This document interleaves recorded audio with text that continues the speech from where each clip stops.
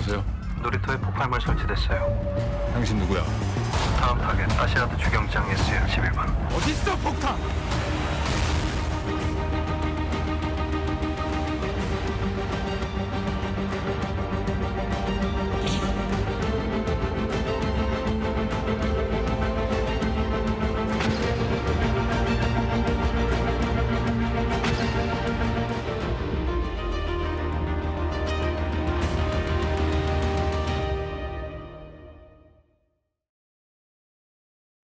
영화에서만 보던 이 테러 협박이 일상화되고 있는 것 같습니다. 전국적으로 허위 폭발물 설치 협박이 잇따르고 있는데요. 이 때문에 공권력이 어이없이 낭비되고 또 수천 명의 시민들이 쓸데없이 대피를 해야 하는 등 평범한 일상이 위협을 받고 있습니다. 이 때문에 엄중 처벌의 목소리가 점점 더 커지고 있는데요. 불과 나흘 동안 3건의 테러 협박이 있었는데 이 3건이 모두 동일범의 소행으로 지금 경찰은 보고 있습니다.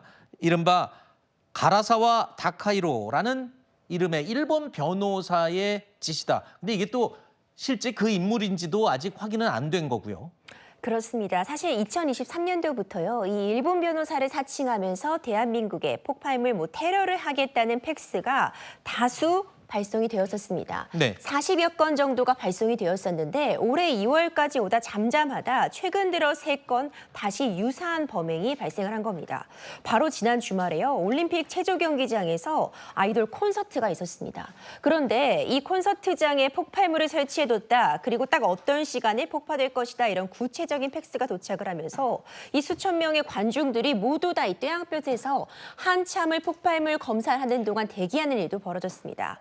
뿐만 아니라 학생과 교사에게 테러를 하겠다는 이 팩스도 전달이 되었는데 이 연달아 일어난 이 3건이 동일한 수법인 겁니다. 팩스를 통해서 발송된 점, 어떤 그 문구라던가 과정을 보면은 결국 동일범의 소행인 것으로 의심이 되고 있는 상황입니다. 어제 저희가 이 올림픽 체조 경기장 콘서트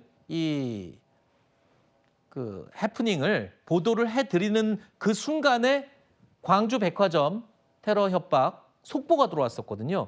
근데 그때는 어제는 저희가 진행할 때 그게 동일범인지 몰랐는데 지금 하루 지나고 보니까 그게 다 동일범이란 소리잖아요. 그러면 우리나라에서 신세계 백화점 이 협박 소동이 있었을 때 하루 만에 잡았습니다.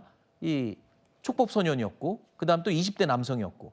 근데 못 잡는 이유가 지금 일본에서 자꾸 뭐 팩스를 보내는 걸로 지금 확인이 됐어요. 일본과 공조하면 잡을 수 있는 거 아닌가요? 이거 왜 못 잡고 있습니까? 사실 23년도부터 이 변호사 명의로 계속해서 팩스가 오고 있었기 때문에 공조는 진행 중입니다. 그런데 팩스라는 특성도 좀 고려할 필요가 있을 것 같아요. 앞서 이런 다중을 상대로 한 이런 테러 범인이 금방 잡힐 수 있었던 건 대한민국 인터넷을 활용했기 때문입니다.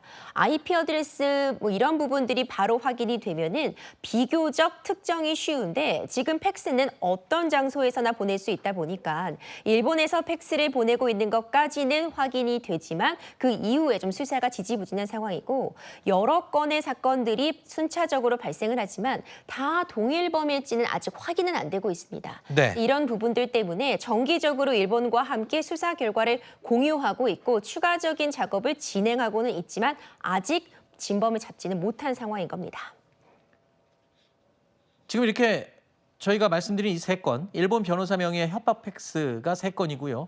이걸 포함해서 일주일 사이에 비슷한 테러 협박 관련 신고가 6건이나 접수가 된 겁니다. 시민들의 일상이 멈춰지고 또 사회적 불안이 확산되는 건 물론이고요. 경찰력 아주 낭비되고 있습니다. 지난 3월부터 공중협박죄가 도입이 됐습니다. 하지만 경각심이 부족할 것 같기도 하고 아직 제대로 된 적용을 못한 것 같아요. 그렇죠. 이 공중협박죄가 도입되기 전에는 일반 협박죄가 적용돼야 되는데 일반 협박죄는 그 협박의 대상이 구체화되어 있어야 처벌이 가능했습니다. 그렇기 때문에 이렇게 폭발물 테러 예고같이 불특정 다수를 대상으로 하는 이런 예고 같은 부분은 처벌 규정이 미비했다고도 볼 수 있는데 공중협박죄가 도입이 되어서 이제 불특정 다수를 상대로 이렇게 흉악범을 예고하는 어떤 범죄를 예고하는 글을 올리면 처벌 규정은 있습니다. 5년 이하의 징역의 처벌 규정은 마련되어 있지만 사실 도입된 이후에도 처벌은 지지부진합니다. 이 죄를 적용받아서 구속된 비율은 5%도 안 되고요. 아하.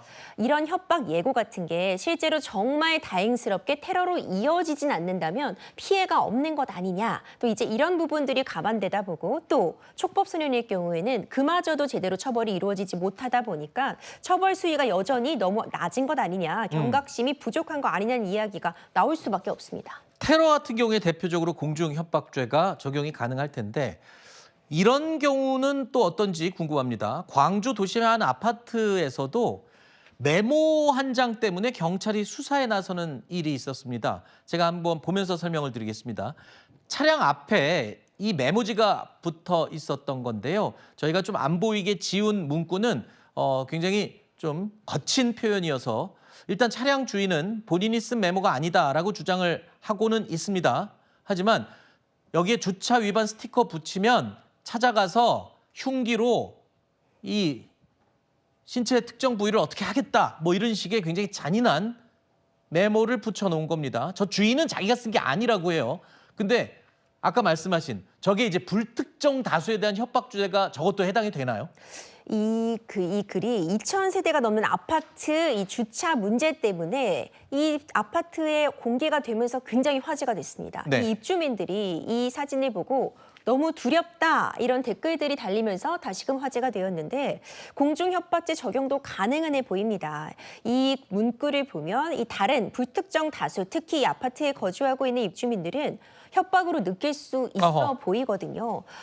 딱 이것만을 놓고 지금 일단 누가 썼는지 어떤 과정에서 이것이 부착됐는지는 조사가 필요해 보이지만 이런 경우에도 사실상 진범을 찾기 위해 드는 공권력까지도 사실 낭비라고 볼 수 있습니다. 경우에 따라서는 처벌 대상이 될 수 있는 사안으로 보입니다. 철저법도 틀렸네요. 붙이면이 아니라 붙이면 이입니다.